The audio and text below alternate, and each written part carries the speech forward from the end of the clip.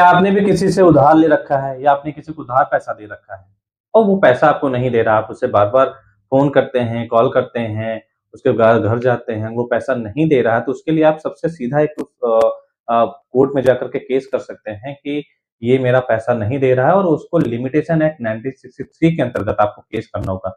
ज़्यादातर मामलों में सिविल केस में 1963 का ही यूज़ होता है। लिमिटेशन एक्ट 1963 होता क्या है? देखिए, इसका सीधा हिंदी में मतलब होता है कि परिसीमा अधिनियम। परिसीमा अधिनियम का मतलब आपको इसके शब्द से ही पता चल रहा होगा कि किसी प्रकार मतलब कोई सीमा, एक तय सीमा के अंतर्गत ही आप अपने पैसे की, बकाया राशि की, किसी को उधार दिया उस राशि की रिकवरी करा सकते हैं।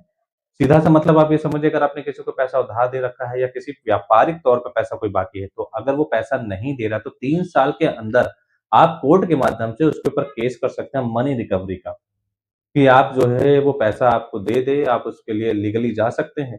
लेकिन अगर आपने 3 साल के अंदर उस पैसे की डिमांड नहीं करी, तो फिर वो कानूनी रूप से उस पैसे की डिमांड आप नहीं कर पाएँगे आगे।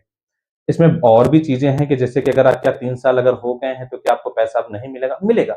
उसमें बहुत सारे चीज़ें हैं, जैसे कि अगर आप चाहें, तो अगर उससे कहीं आपने कोई एक्नॉलेजमेंट या कोई रिसीप्ट आपने लिखवा लिया कि भैया कि हाँ, मुझे इसे पैसा देना है, तो आप उस पैसे के लिए और भी समय ले सकते हैं।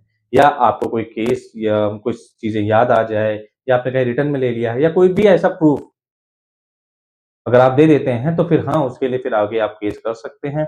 ज़्यादातर कोशिश को यही करिए कि अगर आपका कोई भी पैसा बाकी है, तो आप पैसा ले लीजिए, अपनी रिकवरी करा लीजिए, कोर्ट के माध्यम से करा लीजिए। लीगली आप जा सकते हैं कि हाँ, उसको नोटिस भेज सकते हैं, उसको कोर्ट के माध्यम से नोटिस भेज सकते हैं कि हाँ, आप उसको पैसा आपका वो दे दें। लेकिन अगर ऐसा वो नहीं करता है, तो आप ये ध्यान रखिए कि आपको पैसा अपना 3 साल के अंदर ले लेना है। धन्यवाद।